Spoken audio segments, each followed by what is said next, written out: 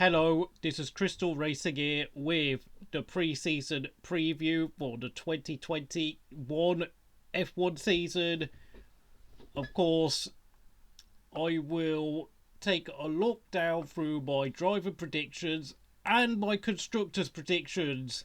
I know, of course, this is only taking place 3 hours before the Bahrain Grand Prix race actually starts, so I thought, whilst it is very late, I wanted to take as much time as possible to consider my predictions, especially when you consider testing was only completed 2 weeks ago. Yeah, I know, because of the pandemic, everything is being crammed and congested into a very short period of time. I will take my hat off to all the drivers and the teams for making this getting the F1 season underway in such difficult circumstances. I hope everyone stays safe and well and all of that. Please like and subscribe to this channel and like this video. Comment down below what you think, and I'm gonna get it all underway. So, starting off with who I think will finish 20th. Surprise, surprise, it is the Russian driver that cannot be named for legal reasons. Of course, for those of you wondering, his nationality is being registered as the Russian Automobile Federation. Yes, that's right. Nikita Gropopin will be racing under a flag that says RAF, not the Russian flag like it's draped over his car. Yeah, the Mazepin family, we all know what you did there to the horse car with all your money being thrown at there. And let's be honest, from what I saw in qualifying, seven or 8 tenths slower than Mick Schumacher. Wow, he is going to be in for one very tough baptism of fire this season, this Nikita Mazepin. And I will also say, I don't even rate Mick Schumacher that much, so yeah, he's really going to be in serious trouble, of course, having spun so many times this weekend, and of course spinning a lot in testing as well. It's not looking good for Nikita. It really is not looking good, and frankly, his money is going to have to pretty much keep him in that seat, because what else has he really got? Because he doesn't really have a lot of talent, does he? 19th place will be Nicholas Latifi. You know, yeah, this season there needs to be a lot of improvement, but frankly, considering he's obviously bringing in a lot less money than what Lance Stroll brings in at Aston Martin and what Nikita Mazepin brings at Haas, this could well be his final season in F1 for the young Canadian. Yeah, from what I've seen in practice and qualifying, he's still at least over half a second slower than Russell. Whilst Russell is still outperforming the car and getting into Q2, Nicholas Latifi is just there in getting knocked down Q3. Although, of course, he did outqualify Sebastian Vettel, but I do not believe he will be scoring any points this season. But he will get a finish that will classify him ahead of the Russian driver I cannot name for legal reasons. 18th place, it is of course none other than the son of seven-time world champion Michael Schumacher, Mick Schumacher. Of course, he is wearing a helmet that looks more like his Uncle Ralph's yellow helmet, which is slightly unusual, but of course, Mick would rather not be compared to his dad because of just what an absolute beast his dad was back in the day. Again, he might snatch a point if there's a crazy race, but with the car as it is, and just frankly the fact that Haas aren't going to be spending any money on development this season, I don't really see much hope. 17th place is none other than George Russell, and I think he will, for those of you wondering, yeah, he scored his first points at the Sakir Grand Prix last year, but of course that was with Mercedes. But of course there were no celebrations because, of course, if it wasn't for those messed up pit stops and that late puncher, he probably could have won the race. So yeah, I mean, it's not like you're going to be celebrating your first points finishers in that sort of circumstance. That would be very weird. But as it will be, he'll probably score points from Williams this season and snatch ninth place, even though I don't think their car is that much better than Haas's. But with George at the wheel, they will be punching above their weight, and George will be helping them back on the road to recovery, regaining their reputation and their respect from the F1 paddock, because of course it's been in tatters for the past few years. 16th place will be Esteban Ocon, who is in for one miserable season, if we're going to be honest. Getting out qualified by Alonso by over 6/10 of a second. It doesn't look good. It does not look good. And frankly, with Alonso having not lost any pace during the past 2 years, where he's been sitting on his horse. Okay, not literally sitting on his horse, but doing a bit of sports car racing and a bit of IndyCar racing as well as competing in a Dakar rally. Alonso has kept in shape. He's stayed sharp. Okay, he's not necessarily always done that well in the Dakar rally, and of course the Indy 500. He did struggle a bit there, but in terms of the mental and physical side, though, he's still got it. I know he's going to be 40 years old, but in my opinion, Alonso could go on until he's 45. 15th place, it is going to be none other than, I know this is a very, very low place to put this guy at. It is 4-time world champion Sebastian Vettel. At no point, testing was really a disaster. He admitted he was lacking about 100 laps of extra testing. That's really not good with all the car issues such as gearbox failures and just, a lack of feeling for the car. Sebastian Vettel really is now at the stage in his career where he needs the car to be working exactly how he wants it, but he just cannot get it. He just cannot have that feeling, and I'm afraid to say it, he's in for a miserable year. And I know obviously people will say when he was at Ferrari, he fed out with them. The car was not to his liking. It was more designed to Charles's liking due to the rear end being unstable, but that's not really a sufficient excuse to hide the fact that he is now in terminal decline. I know he's only 33 years old, but Sebastian Vettel has got some serious problems at this point. I don't think his driving is up to it. I know, yes, he had a few good races last year, Turkey, Hungary, Spain, but that was mostly due to him picking the right tactics. And, if he is to perform well at any point this year, it's going to be his tactical acumen, because he doesn't really have a lot else for him going at this point. His raw speed is gone.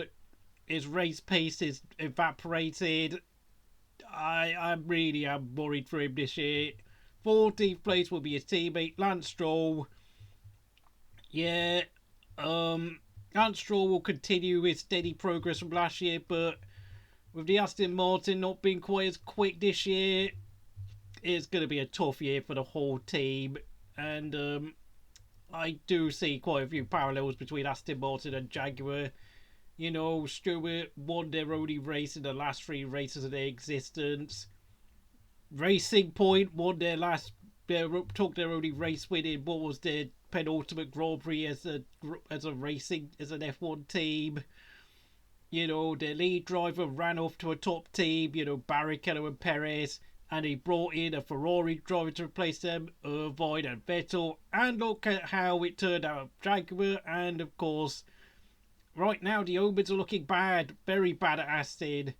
And then of course, my predictions for 12th and 13th place are none other than the Alfa Romeo pairing of Kimi Räikkönen and Antonio Giovinazzi. Last year was just a miserable nightmare. It was just awful. The car was just so slow. We were getting dragged into fights with Haas and Williams. Don't remind me of that, please. Please. I don't want to be reminded of that. But this year, I have a bit more optimism. I think the car is in a lot better shape. Already, we qualified 12th and 14th. Got both cars into Q2. Massive improvement already. And, with such a strong driver lineup, I see good results coming. I see consistent points finishes being a possibility, and I think I've got a very optimistic prediction for the team in the constructor standing. 11th place will be, of course, the Japanese rookie Yuki Tsunoda, who will easily walk to the Rookie of the Year title because, well, I mean, his only two contenders are the Horse Boys, who are in a terrible car this year.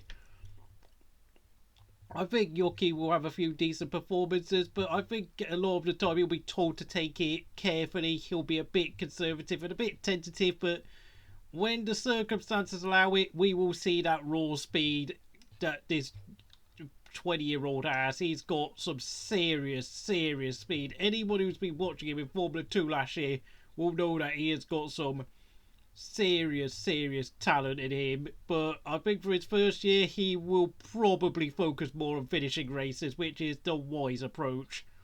10th place will be none other than a man who did take part in a rookie test last year, but he doesn't drive like a rookie, and he doesn't drive like an old man either. It is none other than double world champion Fernando Alonso. Oh my goodness me! I mean, I saw his performances in testing, and of course his qualifying result, getting into Q3. Oh my goodness me! This guy is an alien. He is an absolute alien. He is still easily one of the top 5 drivers on the grid. How has he not deteriorated in the last 2 years? I don't know. This is not normal. This guy is not normal. He really is a freak. Oh my lord, he is literally the motorsport. He is a motor racing savant. I don't even know how to say this, because you look at the Alpine, its aerodynamics is crap. It's got an oversized airbox because they've decided to try and redirect air into the engine instead of through the side pods, which is really odd. But of course, meaning that they've got a very heavy core in the centre. The engine is lacking power, probably why they've made the airbox so big to try and get as much power to it as possible, but it's just awful. Alonso though will pull off miracles. I can guarantee you he's going to get some seriously good results. Results that car does not deserve. 9th place will be Lando Norris. It will be sort of the same story as last year. Some good performances, some duff performances, continuing to make some steady progress, but Lando, he might outpace Ricciardo a few times, but frankly it's going to be mostly Ricciardo, so really I'm not going to say too much. 8th place will be Carlos Sainz. I think he'll do better than what a lot of people think. I know some people think he's in for a hiding. He might struggle with the car from time to time, but Carlos Sainz, I do see him as a Nico Rosberg type driver. I think he's the type of person who's incredibly tenacious. He will get stuck in. He will fight and fight to the bitter end, even though he doesn't have quite as much natural talent as some drivers, but he will always fight. You can always guarantee he will pour 150% in whatever he does. He's not the most naturally gifted, like I've said, and he's not the best qualifier, but the fact of the matter is he will always be there in the races, and he might snatch a podium. 7th place will be Daniel Ricciardo. He's come to McLaren because, of course, he wants to win a world championship, because, let's face it, Alpine are pretty rubbish. Daniel Ricciardo, of course, will continue his good form from last year. He'll probably snatch a podium or two. I hope for his sake McLaren continue to in progress, but having said that though, I think he's only really got about 2 or 3 years left of his driving peak, so he better hope the 2022 car is good, otherwise he's just gonna have to, we might start to see him start losing his motivation a bit next season if that's the case. 6th place, Charles Leclerc. With Ferrari having improved their power unit and improved some aspects of their car, I really do think Charles will absolutely drag that dog of a car to some impressive results once again. And with a more capable teammate in Carlos Sainz, he'll also have someone to help him act as a buffer in the pit stops, meaning that he won't be getting caught up so easily by the faster cars in the midfield. Because, of course, Sainz will probably block a few people because, of course, Vettel, as we all know, couldn't really do it because Vettel's totally past it at this point. And I expect more good progress for the young Monegasque driver. Fifth place, it is, of course, my other favourite driver, Pierre Gasly. I'm just going to go into full fanboy mode. Ever since he got dropped by Red Bull, you know, even though, yes, he witnessed the death of his best friend Antoine Hubert in a Formula 2 race at Spa, he had his house in Normandy robbed, where he lost all his valuable possessions and his trophies from winning all those karting and junior Formula races. He split with his girlfriend because, let's not go into that. And some other bad thing happened to him in that time period. He went and took a podium at the 2019 Brazilian Grand Prix and won the 2020 Italian Grand Prix. Not only that, he absolutely destroyed Danny Kvyat last year, and frankly, I don't really see Yuki Tsunoda having a chance in hell of getting close to Gasly this year, apart from a few races when Gasly's struggling, but for me, Gasly is going to drag that car to some seriously strong finishers. I can guarantee you that. And he will make them... He could well get them finishing up in third or fourth, especially in this early part of the season where he just looks so ridiculously quick. The car is so bizarrely close to the front runners, it's just weird to see. A team that used to be minority having this car this quick, I'm in absolute pieces. Fourth place will be Sergio Perez. Yeah, he's going to struggle a bit. That car's not quite as nice to drive, to be honest, because of course it's a Red Bull. It's improved a bit from last year, but you got to realise though the car is sort of a bit unstable because in order to make it fast, it needs his rear end to be loosened up a bit, and I'm not sure Perez is used to driving like that, but I think Perez will recover in the second half of the year. He will regain his form back a bit. He might win a race, but unfortunately I can see him losing the qualifying bout to Verstappen very heavily because Verstappen is just simply on fire. Third place, Valtteri Bottas. Now, I've got to really think quite carefully, to be honest, what I really say, because as I know my criticisms of Bottas have been very scathing in the past year or so.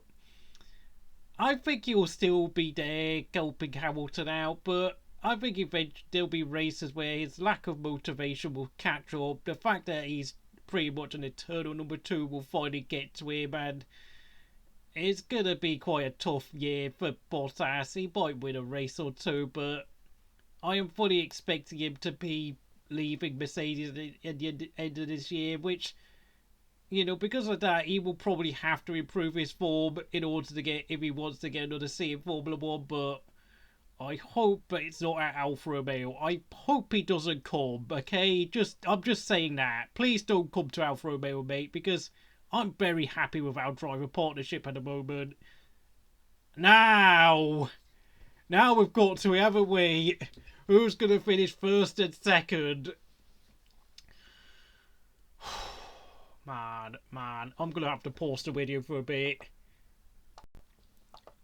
And who will win the World Championship? Well, we've got to, haven't we?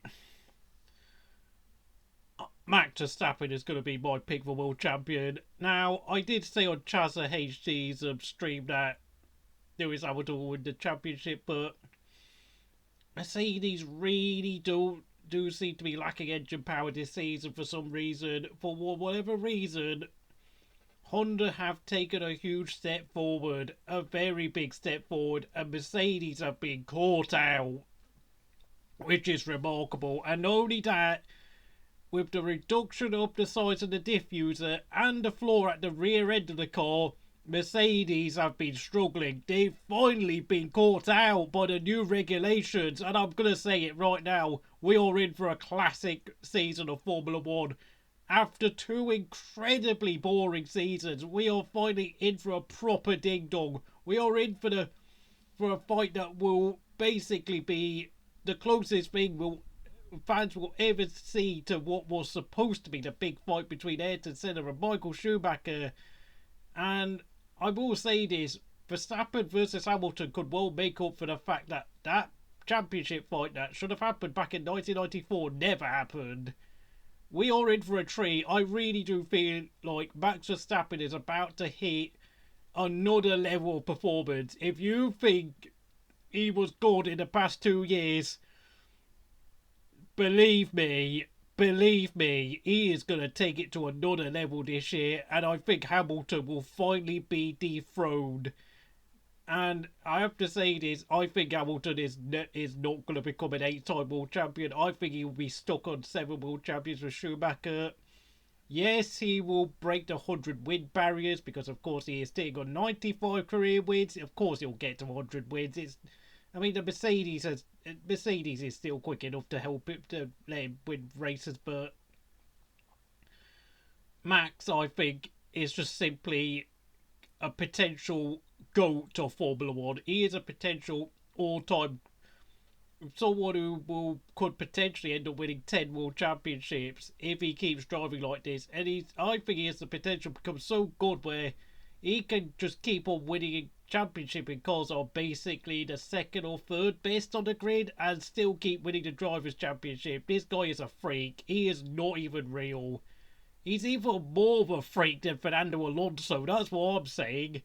So let's move on to the Constructors' predictions. Yes. Starting in 10th place, it is, of course, a team that is so heavily mired in debt. A 9-figure debt, by the way.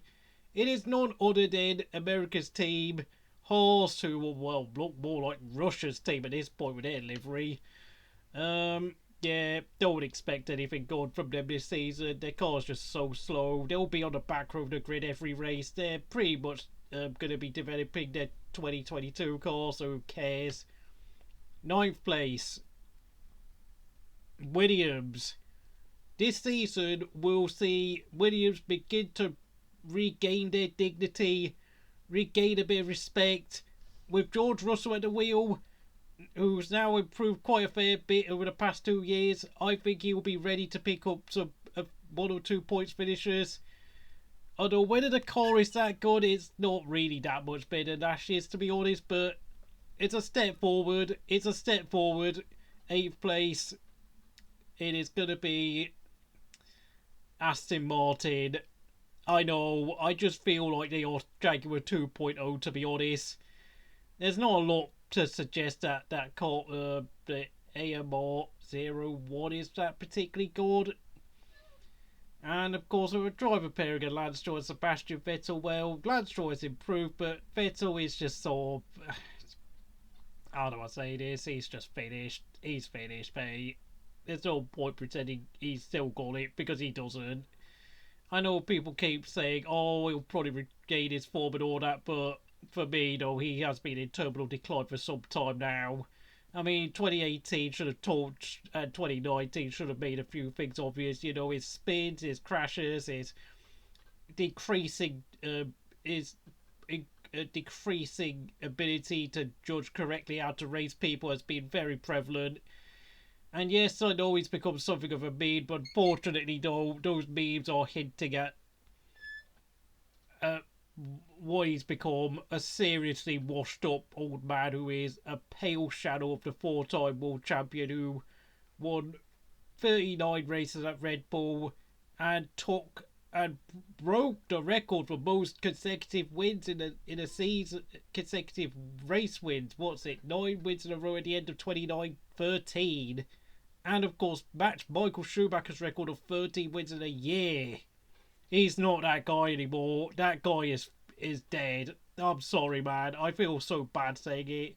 And I know it sounds outrageous to say that about a quadruple world champion, but Vettel, I actually think Vettel could retire at the end of this year because with Hulkenberg in reserve, frankly, I think the team would be better off having Hulkenberg as team leader next year if Vettel struggles this year. there's no point hanging on anymore, man. I don't want to see Sebastian Vettel embarrass himself anymore because I have no good feelings about him anymore. 7th place will be Alpine, who will get there because, of course, none other than Fernando Alonso will keep on scoring miracle result after miracle result, making them look way better, whilst, of course, Esteban Ocon will be spending his time looking over his shoulder and realising there's a Williams behind him. George Russell, that is, for those wondering. And of course, he'll be there dicing with the Aston Martins, dicing with Alfa Romeo, but frankly, well, especially when he comes up against Alfa Romeo, he'll be getting overtaken because, for me, this is probably going to be the last year of Esteban Ocon's career, and frankly, he's probably going to get replaced by none other than Pierre Gasly. Yeah, last person he wants to be replaced by, but that's who will probably take his seat. Sorry, mate. 6th place will be Alfa Romeo. For once, we'll be having a good year where not only we'll be getting points with both cars consistently, we will be annoying certain people further up ahead of us, like Ferrari, McLaren quite often. We'll be annoying AlphaTauri quite a few times. Yuki Tsunoda, you better watch your back because we'll be on your gearbox quite a few times, as well as you, Fernando Alonso, and Lando Norris. We'll be up on your rear ends a few times. But having said that, though, even though 6 does seem a bit average, it's a lot better than last year where we were nowhere. Absolutely nowhere last year. But this year, we'll be back in contention again. 5th place, AlphaTauri. Now, I know you're sitting there thinking Pierre Gasly will probably bank a lot of points and possibly could get AlphaTauri in the top 4, but I think that might be a bit too far for AlphaTauri. I know they'll probably be sitting in 3rd place after the first 8 races, but I think in the second half of the year they'll drop off. Yuki Tsunoda will make steady progress, but I think he'll have to settle for a championship finish outside the top 10 in the Drivers' Championship, unfortunately, but it'll be a good rookie season for the young Japanese. 4th place will be McLaren. Not as good as last year, but thing is, though, last year they only got 3rd because Racing Point and Renault failed to make the most of their opportunities, even though those teams actually had a faster car than McLaren, and I think 4th place will be more representative of where McLaren really are, to be honest. And of course, you've got to remember they are using a slightly a car that is, of course, will be using a Mercedes engine. How did I forget to mention that? They're using Mercedes power plants this year, but funny to think that Honda have now got the best power unit. Just imagine what if McLaren never listened to Fernando Alonso and they stayed with Honda. Yeah, McLaren would have a rocket in the back of their car by now, but instead they're having to go with the second best power unit, Mercedes. They'll continue having good results. They might snatch a few podiums with Ricciardo. Although, of course, I hope for their sake, though, Mercedes can regain a bit of their power back, because but Honda will probably laugh in their faces and they'll probably do the whole na with pulling their bums out of their trousers and all that just to rub it in, because let's be honest, McLaren didn't really treat Honda that well in those 3 years they were together. 3rd place, Ferrari. Yes, I know it sounds a bit ambitious, and I know they'll probably mess up a few races here and there, but with a driver lineup of Leclerc and Sainz, I think they'll just about squeak their way past into 3rd place, just ahead of McLaren and AlphaTauri. That fight for 3rd place is going to be hot once again, just like last year where McLaren, Alpine, and of course Aston Martin were all hammer and tongue. This year, they're going to be up against Ferrari and AlphaTauri, and they're all going to be hot. That 3rd place in the constructors is going to be hotly contested. When it's going to be so unpredictable. I could easily be wrong, to be honest, with this one, but I think if worst comes to worst, Ferrari will probably still finish 4th if the worst comes to worst, but I think they'll finish 3rd because Leclerc and Sainz will form a good partnership, and with Sainz probably now forming a good buffer for Leclerc, doing things that Vettel couldn't do, they're in for a slightly better year. But of course, in terms of whether Ferrari will see as a good season, probably not. But Compared to last season, anything is better. And then, of course, in second place, losing the Constructors' Championship by probably 5 points, it is, of course, the Silver Arrows. Yes, not only will they lose the Drivers' Championship, the Constructors' Championship will finally fall out of their grasp. Their 7-year championship winning run will all finally come to an end. Only by 5 points, but this year I think is going to be a huge year for Formula 1. And whilst, yes, I know this is based on a bit of hope, a bit of excitement from watching Mercedes struggle in testing and in practice and in qualifying in Bahrain, I get the feeling, even though Mercedes will catch up in the second half of the year, Red Bull are really now in better shape than they were last year. And I think Red Bull, especially with Max Verstappen behind the wheel, will grab both honours only by a few points. But I think with Perez backing him up, I can see Perez really, really embarrassing Valtteri Bottas this year, especially when Perez really gets on top of that car.